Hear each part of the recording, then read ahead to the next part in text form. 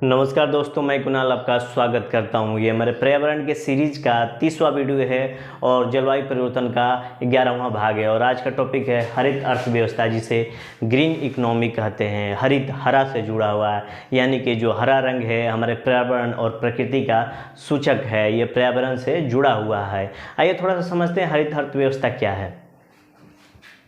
हरित का मतलब होता है हरा। हरित अर्थव्यवस्था पूरे पर्यावरण और प्रकृति से जुड़ा हुआ है। हरा रंग हमारे पर्यावरण का सूचक है। जिस तरह से तिरंगा का हरा रंग हमारे कृषि व्यवस्था का सूचक है, उसी प्रकार हरित अर्थव्यवस्था पूरे पर्यावरण और प्रकृति से जुड़ने के साथ साथ हरा रंग हमारे पर्यावरण का सूचक भी है। 1750 AD के आसपास औद्योगिक क्रांति होती है और बहुत सारे दुनिया में परिवर्तन आते हैं। उसका प्रभाव सामाजिक, आर्थिक और पर्यावरणीय और अन्य क्षेत्रों में प्रभाव होता है। तो आइए हम लोग देखते हैं कि पर्यावरण में क्या क्या परिवर्तन आते हैं औद्योगिक व्यवस्था के बाद। औद्योगिक व्यवस्था के बाद हम लोग देखेंगे बहुत सारे वैज्ञानिक आविष्कार होते हैं। इन वैज्ञानिक आविष्कारों ने मनुष्य की मस्तिष्क को शिथिल कर दिया, जिससे मनुष्य अपना काम स्वयं न करके मशीनों के माध्यम से करने लगा। मशीनों का उपयोग होने लगा। इसके बाद क्या हुआ कि पर्यावरण में गैसों की वृद्धि होने लगी, क्योंकि मशीनों का उपयोग होने से बहुत सारे उद्योग धंधे लगने लगे। उद्योग धंधों से निकलने वाले बहुत सारे प्रदूषण पर्यावरण में गैसों की वृद्धि करने लगे और उद्योग धंधे लगाने के लिए बहुत सारे जंगलों की कटाई की जाने लगी। उसके बाद हम देखेंगे जंगलों की कटाई होने से जो ऑक्सीजन की उत्पादन में कमी हो जाती है, क्योंकि जो प्रकृति होती है, जो पेड़ पौधे होते हैं, वो ऑक्सीजन का उत्पादन करते हैं, उसके साथ साथ CO2 का अवशोषण भी करते हैं। और CO2 का अवशोषण में पेड़ों की कटाई से कमी होने लगी, जिससे क्या होता है कि ग्लोबल वार्मिंग की घटना हम लोगों ने पिछले अध्ययन में पढ़ा था कि CO2 का अवशोषण कम होने से पर्यावरण गर्म हो रहा है, ग्लोबल वार्मिंग की घटना बढ़ रही है। जो हमारी औद्योगिक व्यवस्था है, हमारे कृषि व्यवस्था को नष्ट करने वाली हो गई है। इन दोनों में एक जबरदस्त टकराव देखने को मिल रहा है कि औद्योगिक व्यवस्था और कृषि व्यवस्था में एक जबरदस्त टकराव देखने को मिल रहा है। एक तरह से औद्योगिक व्यवस्था हमारे कृषि व्यवस्था का शोषण करने लगी है। एक एग्जाम्पल के तौर पे देखें तो जो खनिज पदार्थ निकालते हैं, मिनरल माइनिंग करते हैं, हमारे पर्यावरण के भूदृश्य लैंडस्केप को बिगाड़ते चले जा रहे हैं। प्रकृति का दोहन कर रहे हैं, संसाधनों का दोहन एवं स्वरूप को हम लोग बिगाड़ रहे हैं। इससे प्रकृति में असंतुलन पैदा हो रहा है। प्रकृति अनबैलेंस्ड होते चली जा रही है। धीरे धीरे लोग महसूस कर रहे हैं कि हमारे प्राकृतिक संसाधनों एवं पेट्रोलियम में कमी आती जा रही है। आज हम जिस अर्थव्यवस्था को लेकर गर्व कर रहे हैं कि हमारी इकोनॉमी इतनी ट्रिलियन हो गई है, यही अर्थव्यवस्था का मूल केंद्र बने हुए वही हमारे विनाश का कारण बन रही है। जिसको लेकर हम लोग गर्व कर रहे हैं, वही हमारे विनाश का कारण भी बन रही है।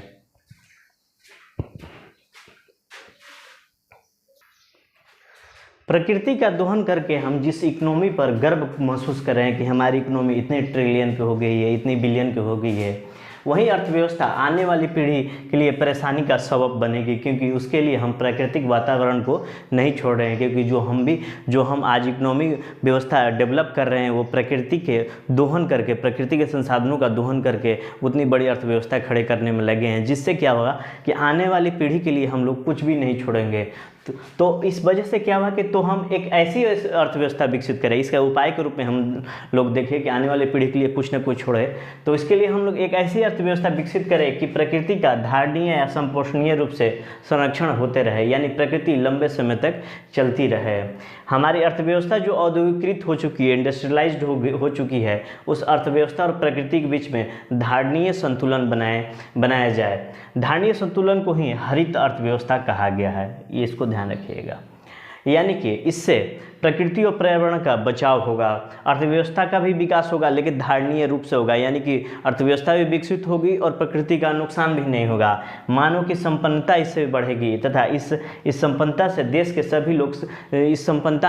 सभी लोग शामिल होंगे, जिसे हम लोग समावेशी विकास कहते हैं, सस्टेनेबल डेवलपमेंट कहते हैं। इस अर्थव्यवस्था का वैश्विक संस्थानों में बात हो रही है। आज जितने भी वैश्विक संस्थान हैं बड़े बड़े, वहाँ उन मंचों पर इस हरित अर्थव्यवस्था की बात चल रही है कि ग्रीन इकोनॉमी स्टैब्लिश किया जाए। प्रकृति को बचाना है तो ग्रीन इकोनॉमी को बसाया जाए, रचाया जाए। इस अर्थव्यवस्था का वैश्विक संस्थानों में बात हो रही है। और कुल मिलाकर अगर एक समग्र रूप में अगर हरित अर्थव्यवस्था को परिभाषित करें तो हरित अर्थव्यवस्था वो होती है जो पर्यावरण जोखिम एवं पारिस्थितिकी न्यूनताओं को कम करते हुए पर्यावरण के साथ तालमेल बैठाते हुए मानव समृद्धि एवं सामाजिक समानता लाती है।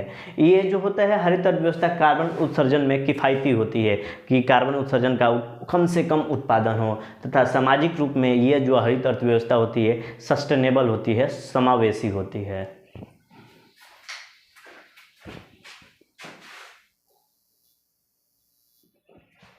UNEP United Nation Environment Programme, इसने अभी की हमारी जो अर्थव्यवस्था है जिसे हम लोग इफेक्टिव इकोनॉमिक मॉडल कहते हैं, जिसके आधार पर विकसित देश तीव्र गति से आगे बढ़ रहे हैं एवं धनी बन गए हैं, उसके कुछ लक्षण बताए हैं। जो इफेक्टिव इकोनॉमी मॉडल है उसके कुछ लक्षण बताए हैं।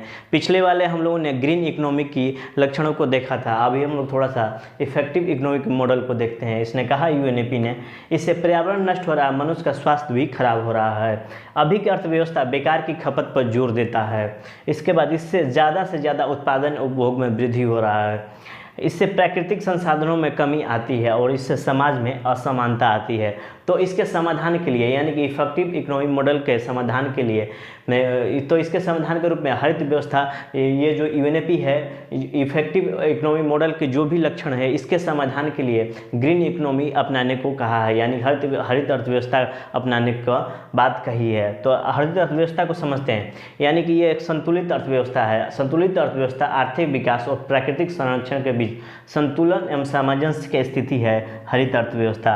हरित अर्थव्यवस्था की शुरुआत 2008 में यूएनईपी के द्वारा लंदन में किया गया था। इसका मुख्य उद्देश्य विश्व के अधिक से अधिक देश हरित व्यवस्था के लिए नीतियाँ योजना बनाए एवं लागू करें। तो उसमें क्या क्या नीतियाँ बनाना है, क्या क्या लागू करना है, अभी हम लोग देखते हैं।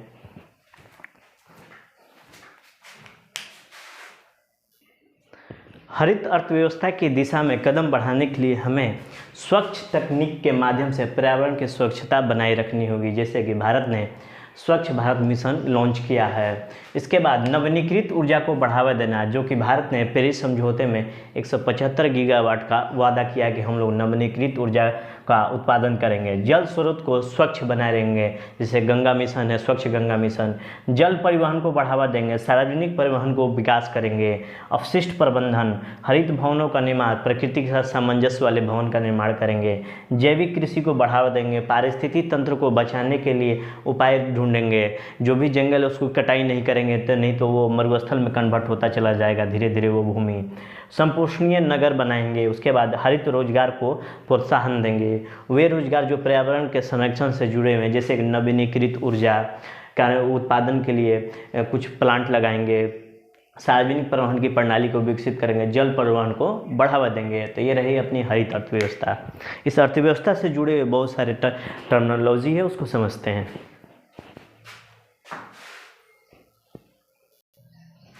अब देखते हैं कि हरित अर्थव्यवस्था से जुड़े हुए कुछ प्रमुख शब्दावलियाँ हैं, कुछ प्रमुख तत्व है, जिसमें पहला अपना हरित जीडीपी, ग्रीन जीडीपी। दूसरा है हरित लेखांकन, ग्रीन अकाउंटिंग। तीसरा है हरित सूचकांक, ग्रीन इंडेक्स। इसमें सबसे पहले हरित जीडीपी को देखते हैं, यानी कि हरित सकल घरेलू उत्पाद को देखते हैं।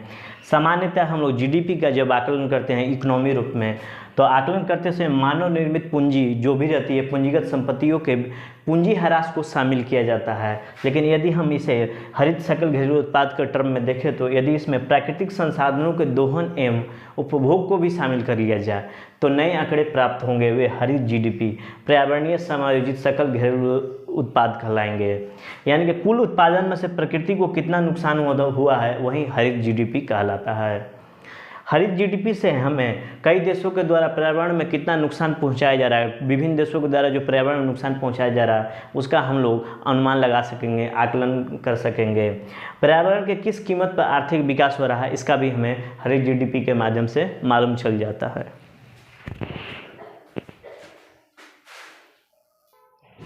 ग्रीन इकोनॉमिक के अंतर्गत ही एक अपना अगला टर्म है हरित लेखांकन, जिसे ग्रीन अकाउंटिंग कहते हैं। यह राष्ट्रीय आय के आकलन की एक ऐसी विधि है जिसमें राष्ट्रीय उत्पादन के वृद्धि में प्रयुक्त हुए प्राकृतिक प्रदत्त संसाधनों के क्षरण की कीमतों को राष्ट्रीय उत्पाद से घटा दिया जाता है। यानी कि इसमें हम देखते हैं कि कुल कितनी आय हुई, यानी कुल जीडीपी माइनस प्राकृतिक नुकसान इक्वल टू ग्रीन अकाउंटिंग। इसका मतलब हम लोग देखेंगे, हम लोगों ने ग्रीन जीडीपी पढ़ा था, हरित लेखांकन भी हरित जीडीपी का ही एक रूप है। उसके बाद देखते हैं हरित सूचकांक ग्रीन इंडेक्स। ये विश्व बैंक का एक शाखा है जो पर्यावरणीय विकास खंड का एक शाखा के रूप में हम जानते हैं हरित सूचकांक को। ये उत्पादित संपत्ति प्रोड्यूस्ड एसेट, साल भर में कितना उत्पादन किया गया, कितना प्राकृतिक संसाधन लगाया गया नेचुरल रिसोर्सेज, तथा मानव संसाधन की परिस्थितियों के अनुसार प्रति व्यक्ति आय इसके अंतर्गत ग्रीन इंडेक्स के अंतर्गत निकाली जाती है। आइए थोड़ा सा अब हरित वित्त को देखते हैं, ग्रीन फाइनेंस क्या होता है। अपना अगला टर्म है हरित वित्त, जिसे ग्रीन फाइनेंस कहते हैं। शुरुआत में हरित कृषि व्यवस्था से संबंधित थी और उसके बाद हम लोग देखेंगे बाद में इसे पर्यावरण संरक्षण से जोड़ दिया गया। कार्बन के उत्सर्जन को कम कर देते हैं तो यह हरा भरा काम हो गया, यानी कि कार्बन के उत्सर्जन की मात्रा को कम कर देंगे तो ये हरा भरा काम हो गया। जैसे कि प्लास्टिक का थैला का उपयोग नहीं करेंगे, रेड लाइट के पास इंजन बंद कर देंगे। यानी कि हरित वित्त एक ऐसा निवेश है जिसमें निवेश करने से पर्यावरण को लाभ होता है, पर्यावरण का संरक्षण होता है एवं पर्यावरण का संवर्धन होता है। सामान्यतः हरित वित्त का अर्थ एक ऐसी सतत विकास परियोजनाओं उपायों में धन के निवेश को बढ़ाना है जिनसे हरित अर्थव्यवस्था के विकास को प्रोत्साहन मिलता है।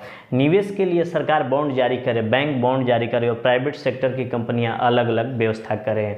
ये जनता से पैसे ले और स्पष्ट करे कि जो पैसा का उपयोग है एक प्रकार से हरित अर्थव्यवस्था को विकसित होनी चाहिए। जैसे कि एग्जाम्पल में अगले स्लाइड में हम लोग देखते हैं। पूरी दुनिया हरित वित्त में पैसा लगाने लगी है। हम लोग देखेंगे कि इन्वेस्टिंग मनी एनवायरमेंटल प्रोटेक्शन और getting good return of their invested money. अगर भारत में अगर हरित निवेश करना चाहते हैं तो आप 1 लाख मेगावाट सौर ऊर्जा के उत्पादन के लिए निवेश कर सकते हैं। अगर म्युनिसिपल कॉरपोरेशन ऑफिस बॉन्ड जारी करती है ताकि शहर जो होते हैं, नगर का विकास जो हो सौर ऊर्जा पर आधारित हो, उसमें आप निवेश कर सकते हैं। समुद्र तट या उसके अंदर के क्षेत्र में जहां पवन ऊर्जा परियोजनाओं में निवेश कर सकते हैं, वहां जो कंपनियां बॉन्ड या शेयर जारी करती है उनको खरीद सकते हैं। उसके बाद स्मार्ट सिटी के निर्माण में, स्मार्ट सिटी जो होती है ऊर्जा की दृष्टि से स्वयं सस्टेनेबल होती है, ये प्रकृति से सामंजस्य करके आगे बढ़ती है, यहाँ पर आप निवेश कर सकते हैं। स्वच्छ भारत अभियान में निवेश कर सकते हैं। इसके लिए इसके लिए जो आधारभूत इंफ्रास्ट्रक्चर तैयार हो रहा है, चाहे रिसाइकलिंग के लिए या कचरा निष्पादन के लिए, वहाँ आप निवेश कर सकते हैं। यहाँ पैसा निवेश किया जा रहा है और इस पैसे को हम लोग हरित वित्त कहते हैं। तो ये रही अपनी हरित अर्थव्यवस्था। कल हम लोग नेक्स्ट टॉपिक को देखेंगे। आज भर के लिए इतना ही। आपका सहयोग के लिए धन्यवाद। नमस्कार, जय हिंद।